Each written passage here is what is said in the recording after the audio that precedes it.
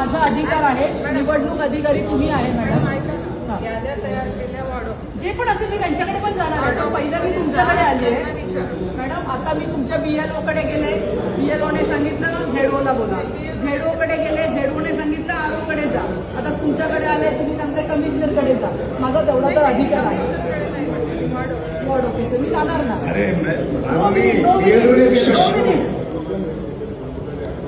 नमस्कार, मी मनीषा तुपे. साहेब 2 मिनिटं, मला नियम कळतात. 2 मिनिटं. नमस्कार, मी मनीषा तुपे, प्रभाग क्रमांक 109 भांडूप विधानसभा. यामध्ये 1 ते 4 नंबर बूथवर अतिशय गोंधळ चाललेला आहे. मतदारांची नावं ऑनलाईन इलेक्शन कमिशन आयोग याच्यावर दाखवत आहेत, परंतु मतदार याद्या गायब आहेत. तिथे मतदार यादीमध्ये तिथे नाव नाहीये. सकाळपासून मिनिमम 40 ते 50 लोक हे तिथे उभे आहेत. त्यांना मतदान करायला यादीमध्ये फक्त नाव नाही म्हणून मिळत नाहीये. BLO कडे चौकशी केली असता BLO सांगतात हे आमच्याकडे याद्या आलेल्या नाहीये, तुम्ही झेडओशी बोला. झेडओच्या वाघ मॅडम यांच्याशी बोलले असता त्या सांगतात की माझ्याकडे हे नाहीये, तुम्ही RO कडे जा. मी आता RO कडे आलेली आहे.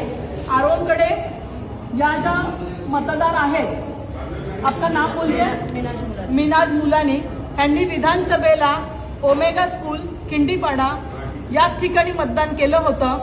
आता त्यांचं नाव मॅडमनी जो स्कॅनर दाखवला त्यामध्ये पाहिलं असता 105 वॉर्डमध्ये मुलुंड विधानसभेमध्ये दाखवत आहे. या राहायला 109 वॉर्डमध्ये आहेत आणि यांचं नाव गव्हाणपाडा 105 नंबर वॉर्ड मुलुंड विधानसभेमध्ये गेलेलं आहे.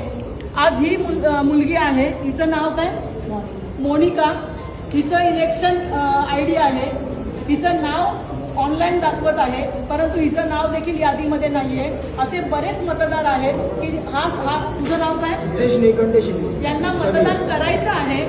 प्रभागामध्ये बदल घडवण्यासाठी ते मतदान करण्यासाठी इच्छुक आहेत, परंतु या निवडणूक आयोगाच्या चुकीमुळे लोकांची नावं त्या ठिकाणी आलेली नाहीत. मॅडमकडे विचारणा केली असता मॅडम सांगतात हे माझ्याकडे नाही आहे, माझ्याकडे ज्या याद्या आल्या त्याप्रमाणे मी मतदान करायला देणार, तुम्ही वॉर्ड ऑफिसरकडे जा.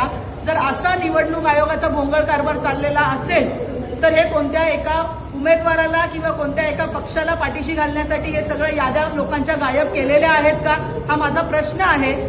आता हे जे मतदार आहेत, पीडित मतदार, त्यांना मतदान करण्याची इच्छा देखील आहे, तर त्यांनी आता काय करायचं हा माझा निवडणूक आयोगाला प्रश्न आहे.